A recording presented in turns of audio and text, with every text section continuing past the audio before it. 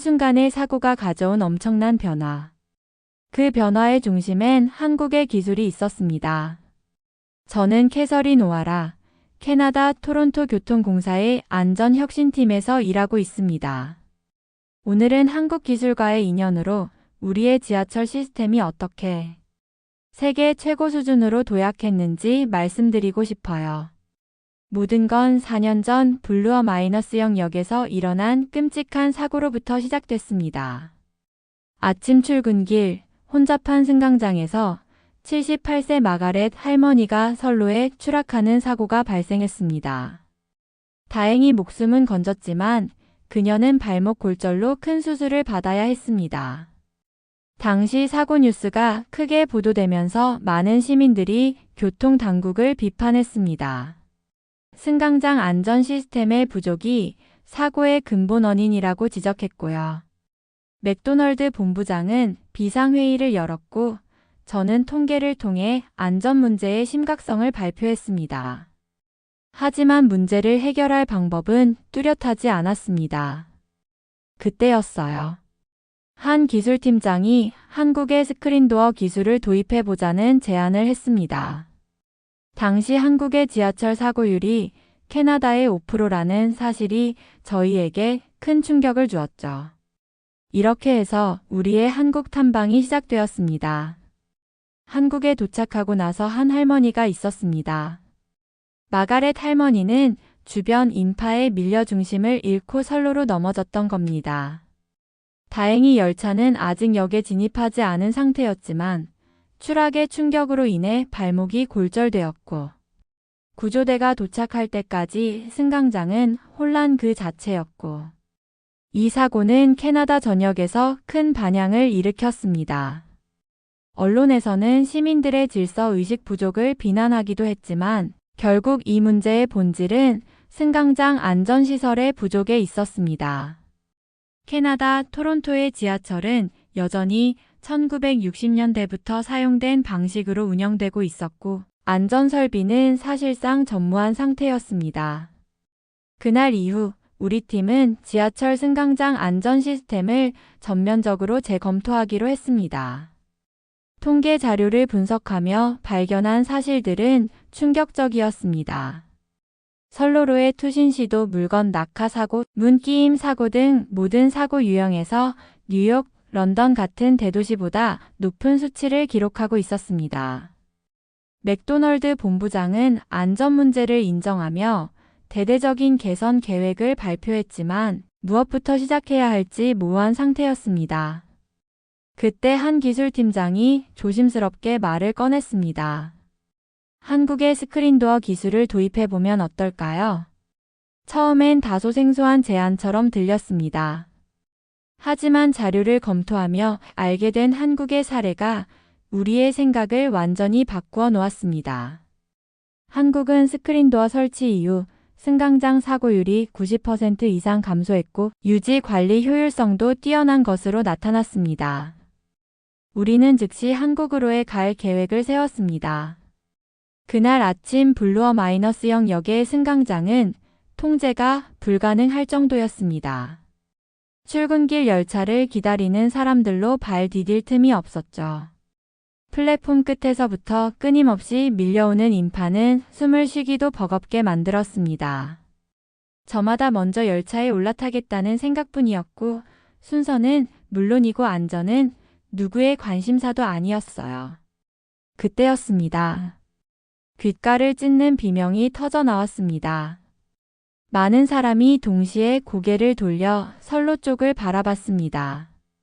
그곳에는 78세 마가렛 할머니가 몸을 일으키려 안간힘을 쓰고 있었어요. 몸을 가누지 못하고 승강장 끝에서 선로로 넘어지던 순간 그 장면은 고스란히 CCTV에 담겨 이후 수차례 뉴스에 방영되었습니다. 할머니는 발목 골절로 병원에 실려갔고 다행히 생명에는 지장이 없었지만 사고의 충격은 온 도시를 흔들었습니다. CBC 뉴스는 사고를 대대적으로 보도했습니다. 뉴스를 본 시민들은 SNS에서 격렬히 논쟁을 벌였어요. 질서 의식 부족이라는 개인적인 문제를 지적하는 사람도 있었지만 대부분은 왜 승강장에 안전장치조차 없는가? 라는 근본적인 문제를 비판했습니다. 전문가들은 입을 모아 말했습니다. 스크린도어 설치가 반드시 필요하다. 사실 토론토 교통공사 TTC는 이미 몇 차례 스크린도어 설치를 검토한 적이 있었습니다. 하지만 높은 설치 비용과 유지 비용을 이유로 번번이 무산되었습니다. 시민의 안전은 뒷전이었고 그날의 사고는 TTC의 안일한 태도가 불러온 참사였습니다. 충격을 먹고 공감대가 형성되면서 맥도널드 본부장은 긴급회의를 소집했습니다. 회의에서 저는 지난 분기 동안 발생한 사고 통계를 발표했습니다. 선로 투신 시도 12건, 물건 낙하 사고 28건, 승객의 문끼임 사고 7건. 뉴욕과 런던 같은 대도시의 사고 건수와 비교했을 때 우리의 통계는 충격적일 만큼 높았습니다. 이대로는 안 됩니다.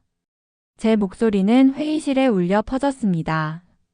모두가 문제를 느끼고 있었지만 해결책이 보이지 않는 상황에서 침묵이 길어졌죠. 그때였습니다. 중국계 기술팀장 안토니 위먼이 자리에서 일어나 제안을 했습니다. 충칭의 지하철 시스템을 참고해보면 어떨까요? 그는 중국 충칭에서 운영 중인 지하철이 세계적으로 가장 혁신적이고 효율적이라고 설명했습니다. 충칭 지하철은 산악 지형을 관통하면서도 사고율이 매우 낮으며 건설 비용도 합리적이라는 점이 인상적이라고 했죠. 처음에는 의아했습니다. 그의 설명에 따르면 충칭 지하철은 아파트를 관통해 지나간다고 했거든요. 한마디로 비현실적인 이야기처럼 들렸습니다. 위먼 팀장이 유튜브를 열어 충칭 지하철의 홍보 영상을 보여주었을 때도 저는 조작된 영상일 거라 생각했어요. 하지만 화면 속 열차가 실제로 고층 아파트를 뚫고 지나가는 모습은 제 선입견을 깨뜨리기에 충분했습니다. 맥도널드 본부장은 현장 조사를 결정했습니다. 저는 위먼 팀장과 함께 충칭으로 떠나게 되었고 이것이 우리의 첫 번째 탐방이었습니다. 우리는 충칭 공항에 도착하자마자 도시의 독특한 분위기에 시선이 압도되었습니다. 위먼 팀장은 고향에 온 듯 자신감 넘치는 모습으로 우리를 안내했습니다. 그는 충칭이 산과 강이 어우러진 도시라며 자랑스러워했어요. 공항에서 리즈바 역으로 이동하는 동안 그는 충칭 지하철 시스템의 놀라운 점을 계속 설명했습니다. 그러나 저와 다른 팀원들은 여전히 의구심을 떨칠 수 없었습니다. 리즈바 역에 도착했을 때 우리는 유튜브에서 보았던 그 모습 그대로의 승강장을 마주했습니다. 지하철이 고층 아파트를 관통하는 장면은 실제로 충격적이었죠. 하지만 문제도 한눈에 드러났습니다. 승강장 곳곳에 어둡고 통풍이 잘 되지 않는 공간이 많아 답답한 느낌을 주었어요. 그리고 스크린도어의 간격이 일정하지 않아 보였습니다. 어떤 곳은 10cm 이상 벌어져 있었고 어떤 곳은 불과 5cm도 안 되었습니다. 이는 휠체어나 유모차를 이용하는 승객에게 위험할 소지가 다분했어요. 그뿐만 아니라 지하철 내부를 둘러보니 문제가 더 명확해졌습니다. 열차 내부는 상당히 시끄럽고 어수선했습니다. 승객들 대부분이 큰 소리로 대화하거나 음식을 먹고 있었고 바닥에는 과자 부스러기와 끈적한 오염물까지 보였습니다. 이러한 풍경은 선진적인 시스템을 기대했던 저희에게 실망감을 안겨주었습니다. 하지만 조사 중에 흥미로운 만남도 있었습니다. 한 젊은 청년이 복잡한 환경 속에서도 조용히 책을 읽고 있었는데 알고 보니 한국인이었습니다. 그는 충칭대학교에서 동아시아 근현대사를 전공 중이라며 자신의 할머니가 한국 임시정부 청사를 보존하기 위해 노력한 이야기를 들려주었습니다. 그 할머니 덕분에 현재 충칭에 임시정부 청사가 남아있다는 사실은 큰 감동을 주었죠.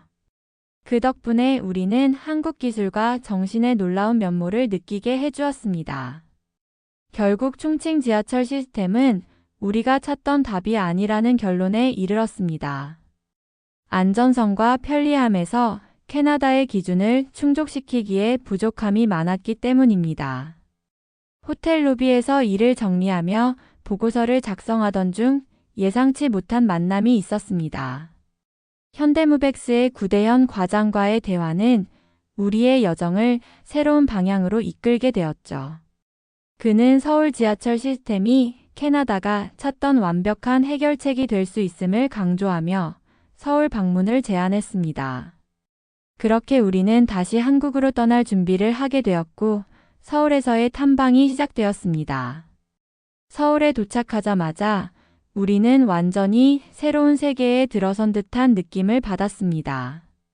인천국제공항은 첨단 기술과 효율성이 조화를 이룬 모습이었고 공항철도를 타고 서울로 향하는 동안 경험한 쾌적함은 우리의 기대를 훨씬 뛰어넘었죠. 객실 바닥은 빛이 반사될 정도로 깨끗했고 사람들은 조용히 각자의 스마트폰을 사용하고 있었습니다. 충칭에서의 혼란스러운 풍경과는 확연히 대조적이었어요. 서울교통공사를 방문했을 때 우리를 맞이한 강호석 차장은 환한 미소로 한국 지하철 시스템을 소개했습니다. 그는 단순히 기술적인 부분뿐만 아니라 시스템 설계의 철학까지 설명하며 승객의 안전과 편의를 최우선으로 생각한다는 점을 강조했습니다. 서울 지하철을 직접 체험하기 위해 출근 시간대에 강남역을 방문했을 때 우리는 또 한 번 놀라움을 느낄 수 있었는데 출근길로 붐비는 역 안에서도 사람들은 가지런히 줄을 서 있었고 노약자와 어린이를 배려하는 모습이 곳곳에서 보였습니다. 한 중학생으로 보이는 소년이 지팡이를 짚은 할머니에게 자리를 양보하며 정중히 권하는 장면은 특히 인상 깊었어요. 이와 같은 시민들의 질서와 배려심은 기술적 성과 못지않게 우리를 감동하게 했습니다. 열차에 올라탔을 때 그 안은 정말 놀라울 정도로 조용하고 쾌적했습니다. 충칭에서는 승객들의 대화 소리와 음식 냄새가 뒤섞여 불쾌감을 주었지만 서울에서는 모두가 조용히 휴대폰이나 책을 보고 있었죠.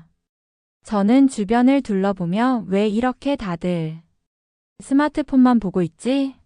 하는 궁금증이 생겨 강 차장님께 물어봤습니다. 그는 웃으며 실시간 스트리밍이나 업무 처리를 하고 있을 겁니다. 라고 대답했어요. 강 차장님의 말대로 지하철 터널에서도 끊김없는 오지 와이파이가 작동하고 있었습니다. 그는 스마트폰으로 고화질 영상을 스트리밍하며 이를 증명해 보였습니다. 이런 기술은 단순한 편의성을 넘어 승객의 안전과 직결되는 시스템으로 열차 간격 조정, 스크린도어 제어 등 모든 것이 실시간으로 이루어진다고 했습니다. 강 차장님이 소개한 또 다른 시스템은 객실 내 공기질 관리 기술이었습니다. 그는 스마트폰 앱으로 지하철 내 미세먼지 수치를 확인하며 지상보다 더 깨끗한 공기를 유지하고 있다고 설명했어요. 우리는 앱을 통해 직접 확인했고 터널 안에서조차도 청정한 공기가 유지된다는 점에 큰 충격을 받았습니다. 이건 승객의 건강까지 세심히 고려한 시스템으로 충칭과는 비교할 수 없는 수준이었어요. 특히 임산부 배지를 인식해 스크린도어를 더 오래 열어주는 AI 기술은 진정한 감동이었습니다. 이런 시스템은 단순한 기술적 성과를 넘어 인간적인 배려와 연결되어 있다는 생각이 들었죠. 토론토에서는 상상도 못할 혁신적인 접근 방식이었습니다. 탐방 마지막 날, 우리는 서울교통공사에서 한국 스크린도어 시스템의 세부 사항과 도입 가능성을 논의했습니다. 비용과 설치 기간, 유지보수 효율성까지 면밀히 검토한 결과 한국의 시스템이야말로 우리가 찾던 완벽한 해결책이라는 확신이 들었습니다. 서울에서의 짧은 여정은 우리에게 단순한 기술 이상의 영감을 주었습니다. 그것은 사람들의 삶을 더 나은 방향으로 바꾸는 강력한 힘을 가진 시스템이었고, 그날 탐방의 마지막 일정으로 우리는 실제 한국 스크린도어 시스템의 설치와 유지보수 과정을 직접 보기 위해 현대무벡스의 기술연구소를 방문했습니다. 그곳에서 우리는 상상 이상의 기술적 완성도를 경험하게 되었죠. 연구소에서 우리를 맞이한 현대무벡스의 김선영 팀장은 다양한 스크린도어 모델과 그 작동 원리를 보여주었습니다. 그녀는 최신형 스크린도어가 단순히 승강장과 열차 사이를 막는 물리적 장치에 그치지 않고 실시간 데이터 수집 및 분석을 통해 승객 안전을 적극적으로 보장하는 시스템이라고 설명했습니다. 예를 들어 승강장에서 아이가 떨어뜨린 물건이나 위험 상황을 즉각 감지해 열차를 멈추는 시스템이었어요. 특히 감탄했던 부분은 도어가 정밀하게 작동하기 위해 개발된 AI 기반 센서 기술이었습니다. 김 팀장은 시스템이 눈에 보이지 않는 아주 작은 변화까지도 감지할 수 있다고 말했습니다. 예를 들어 승강장에서의 미세한 움직임을 분석해 승객이 불편을 겪기 전에 문제를 해결하는 예방 시스템이었죠. 토론토의 낡고 비효율적인 시스템과는 차원이 다른 기술이었습니다. 현장 테스트에 참여해본 경험도 인상적이었습니다. 김 팀장은 우리에게 스크린도어 설치 과정에서의 꼼꼼함을 보여주기 위해 모의 승강장을 준비했는데 모든 도어가 정확히 열리고 닫히는 과정을 초당 1000분의 1초 단위로 점검하는 모습을 보며 혀를 내둘렀습니다. 특히 극한의 온도 환경에서도 도어가 안정적으로 작동하도록 설계된 점은 추운 캐나다 겨울에서도 문제없이 활용할 수 있겠다는 확신을 주었습니다. 유지보수의 효율성을 극대화하기 위해 개발된 디지털 트윈 시스템도 주목할 만했습니다. 모든 스크린도어는 클라우드 기반 서버와 연결되어 있어 원격으로 문제를 모니터링하고 즉각 해결할 수 있는 구조였어요. 유지 비용을 대폭 절감할 수 있다는 점은 토론토의 예산 문제를 해결할 열쇠로 느껴졌습니다. 현대무벡스의 구대현 과장은 이렇게 말했습니다. 이 시스템은 단순히 사고를 줄이는 것을 넘어 승객들에게 더 나은 경험을 제공합니다. 기술이 인간을 위한 것이 되어야 한다는 신념이 우리의 출발점이었습니다. 그 말을 들으니 서울에서 보고 느꼈던 모든 것이 머릿속에서 하나로 연결되었습니다. 지하철 내부의 조용한 승객들, 승강장에서 보았던 배려심, 그리고 지금 우리가 확인한 최첨단 기술까지. 이 모든 것은 단순한 기술 이상의 철학과 문화에서 비롯된 것이었습니다. 그날 밤 호텔로 돌아와 저는 맥도널드 본부장에게 이메일을 보냈습니다. 한국의 스크린도어 시스템은 단순한 안전장치를 넘어 우리 도시를 더 나은 곳으로 변화시킬 수 있는 해답입니다. 우리는 도입하지 않을 이유가 없습니다. 서울에서의 여정은 단순한 기술 탐방이 아닌 캐나다 교통 시스템이 나아갈 방향성을 찾은 결정적인 순간이었습니다.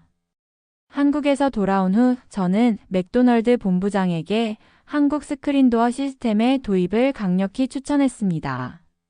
보고서에는 서울에서 직접 체험하고 수집한 데이터, 그리고 기술적 우수성을 입증하는 구체적인 사례들이 포함되어 있었죠. 특히 서울 지하철의 연간 사고율이 100만 명당 0.03건이라는 수치는 토론토 시의회 의원들을 설득하기에 충분했습니다. 하지만 스크린도어 설치를 추진하는 과정은 결코 순탄치 않았습니다. 가장 큰 걸림돌은 높은 초기 투자 비용이었습니다. 시의회에서는 예산 확보 문제로 치열한 논쟁이 벌어졌고 일부 의원들은 굳이 비싼 시스템을 도입해야 하느냐며 회의적인 태도를 보였어요. 시민들 사이에서도 과연 이 시스템이 우리에게 필요한가라는 의문이 제기되었죠. 저는 이러한 비판에 대해 한국의 사례를 바탕으로 답했습니다. 서울은 우리보다 더 많은 승객이 이용하는 복잡한 도시 환경에서 사고율을 극적으로 낮추고 있습니다.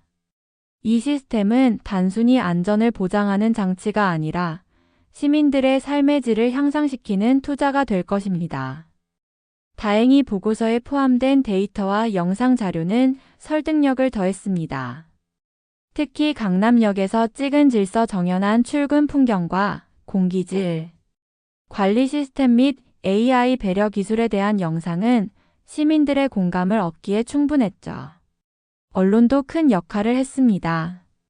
CBC 뉴스에서는 한국 기술이 토론토의 미래를 바꿀 것이라는 특집 기사를 보도했고, 주요 신문에서는 이 프로젝트를 토론토의 새로운 도약이라고 평가했습니다.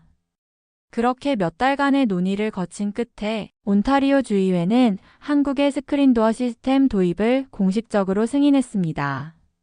첫 설치 장소는 사고가 일어났던 블루어 마이너스형 역으로 결정되었습니다. 프로젝트는 현대무백스와의 협력을 통해 진행되었고, 한국 기술진들이 직접 캐나다로 파견되어 설치를 주도했어요. 설치 과정에서도 도전은 끊이지 않았습니다. 캐나다의 혹독한 겨울 날씨는 스크린도어의 성능에 새로운 시험대가 되었고, 초기에는 도어가 얼어붙는 문제가 발생하기도 했습니다. 하지만 한국 기술진들은 즉각 문제를 분석하고 특별한 발열 장치를 추가로 설치해 문제를 해결했습니다. 캐나다의 겨울은 한국보다 더 가혹했지만 우리의 기술은 이를 충분히 감당할 수 있습니다. 김선영 팀장의 이 말은 우리 모두에게 큰 안심을 주었습니다. 마침내 설치 후 첫 시험 운영이 이루어진 날, 우리는 스크린도어의 놀라운 성과를 목격했습니다. 승강장 사고율은 단 한 건도 발생하지 않았고, 열차 지연도 현저히 줄어들었습니다. 특히 시민들이 스크린도어에 적응하며 점점 더 안전하고 질서 있는 모습으로 변화하는 것을 보며 이 프로젝트가 단순히 기술적 도입이 아닌 문화적 전환을 이끌어낸다는 사실을 실감했습니다. 블루어 마이너스형 역에서 시작된 한국 스크린도어의 도입은 토론토 전역으로 확대되었습니다. 프로젝트가 완료된 지 6개월 만에 우리는 놀라운 결과를 맞이했는데, 승강장 사고는 98% 감소했고 열차 지연은 45% 줄어들었습니다. 시민들은 더 이상 위험에 노출되지 않았고 승강장은 안전하고 효율적인 공간으로 탈바꿈했죠. 특히 가장 기억에 남는 장면은 4년 전 사고의 피해자였던 마가렛 할머니가 완공식에 참석했던 날이었습니다. 지팡이 없이도 건강하게 걸어 나온 할머니는 스크린도어를 손으로 어루만지며 이제는 내 손녀도 안심하고 지하철을 이용할 수 있겠네요. 라며 감사를 전했습니다. 할머니는 현대무백스의 기술진들에게 직접 준비한 감사 편지를 건넸습니다. 감사합니다 라는 서툰 한글로 적힌 편지는 한국과 캐나다를 잇는 진심 어린 메시지로 느껴졌어요.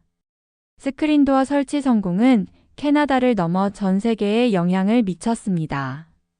밴쿠버와 몬트리올이 한국 기술을 도입하기로 결정했고 유럽에서도 영국과 프랑스가 앞다투어 현대무백스와 계약을 체결했고 개발도상국에서도 토론토의 성공 사례를 본받아 한국 기술을 도입하려는 움직임이 활발해졌고 마침내 한국의 기술은 새로운 세대에게도 큰 영향을 미쳤습니다. 토론토 고등학생 파멜라 더스는 매일 스크린도어를 보며 지하철 시스템에 흥미를 느껴 서울대학교 교환학생 프로그램에 지원했습니다. 그녀는 토론토 스타지와의 인터뷰에서 이렇게 말했습니다. 한국의 기술이 제 꿈을 바꾸어 놓았습니다. 언젠가 저도 토론토를 더 안전하고 편리하게 만드는 교통 엔지니어가 되고 싶어요. 현대무백스는 이제 세계 도시철도 안전시설 시장에서 가장 주목받는 강자가 되었습니다. 이 모든 변화는 한국 기술의 우수성과 그 배경에 있는 사람들의 열정 덕분이었습니다. 무엇보다 단순한 장치를 넘어서 사람들의 삶을 더 안전하고 편리하게 바꾼다는 철학이 모든 걸 가능하게 했죠. 오늘 이야기가 재미있으셨다면 좋아요와 구독 부탁드립니다. 다음에도 더 감동적이고 흥미로운 이야기로 찾아뵙겠습니다. 댓글로 여러분의 생각도 나눠주세요. 한국과 세계를 잇는 기술 이야기 계속 함께해요. 감사합니다.